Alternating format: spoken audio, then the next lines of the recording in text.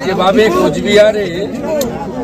কোচবিহারে আমাদের পঞ্চায়েতগুলোকে একটা দুটো পঞ্চায়েতকে জোর করে পদত্যাগ জয়েন করিয়েছে।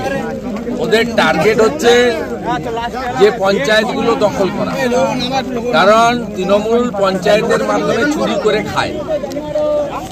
যেহেতু এখানে 11টা জিপি বিজেপির, তাই মুখে হুমকি হচ্ছে আর পুলিশকে দিয়ে ফোন করানো হচ্ছে যে পঞ্চায়েতে যাবে না, প্রকাশ্যে যেন দেখতে না পাই। মিথ্যা মামলা, 307-এর মামলা, জামিন অযোগ্য ধারায় মামলা, এগুলো করা হচ্ছে।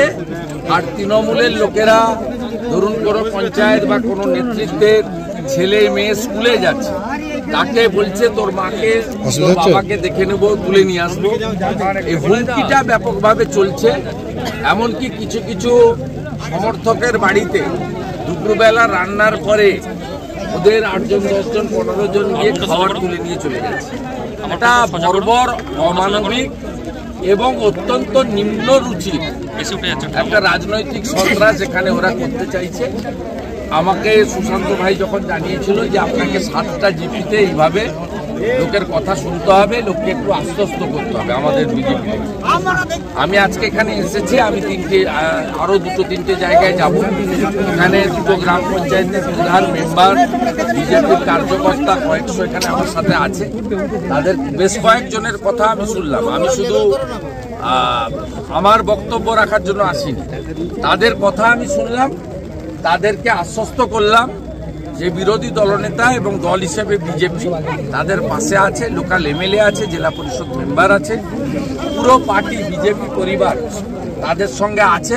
মিথ্যা মামলা হলে জামিন করাবো, আর আক্রমণ হলে পাশে থাকবো, প্রতিবাদ প্রতিরোধ ইত্যাদি হবে। একদিকে আন্দোলন, একদিকে আইনি লড়াই, দুটোই আমরা চালাবো। আমাকে সমস্ত পঞ্চায়েত আশ্বস্ত করেছে যে আমরা আত্মসমর্পণ করে মাথা নিচু করে তৃণমূলের কাছে কাজ করব।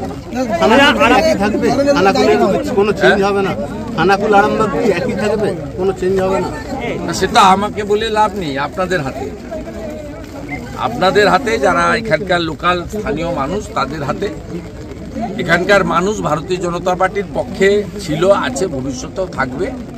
অনেক রকম কায়দা কানুন করে সামান্য ভোটে তারা জিতে গেছেন এবং এই জয়টা প্রকৃত জনগণের যে মত তার প্রতিফলন নয়, এটা অন্যভাবে এই জয়টা আনা।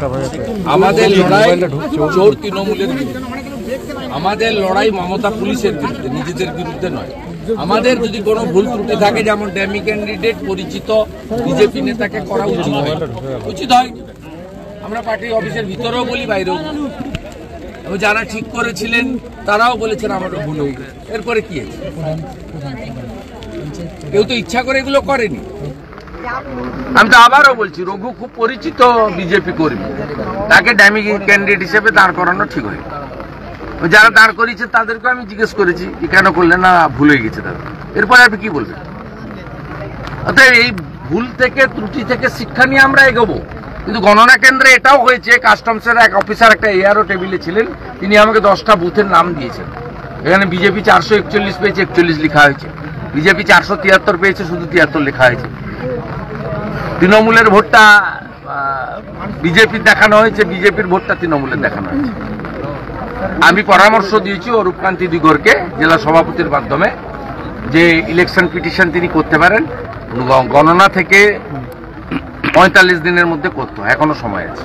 ঠিক আছে দাদা, মোবাইল চুরির সন্দেহে পিটিয়ে খুনের অভিযোগ, ঘটনা সল্লেগে না ভাই, আর এগুলো বলবো।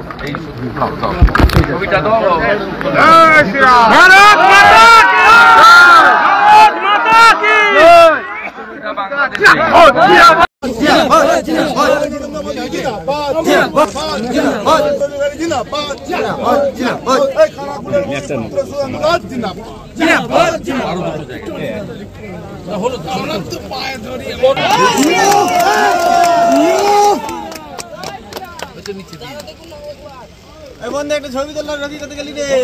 জয় শ্রীরাম। ঠিক আছে, ঠিক আছে, পাড়ি দে। শীততাপ নিয়ন্ত্রিত অত্যাধুনিক রেস্টুরেন্ট ময়ূখ রেস্টুরেন্ট। এখানে পাবেন চাইনিজ, পোলাও, বিরিয়ানি, তন্দুরি সহ সমস্ত রকম খাবার। এছাড়াও কাস্টমারদের সুবিধার্থে হোম ডেলিভারির বিশেষ ব্যবস্থা রয়েছে। পাশাপাশি যে কোনো অনুষ্ঠানের জন্য ভাড়া দেওয়া হয়। আমাদের ঠিকানা থানাকুল হেলান সংলগ্ন তিলক চক। Phone number 8617492616 9732162360। সেরা খাবারের স্বাদ পেতে আজই আসুন ময়ূখ রেস্টুরেন্টে।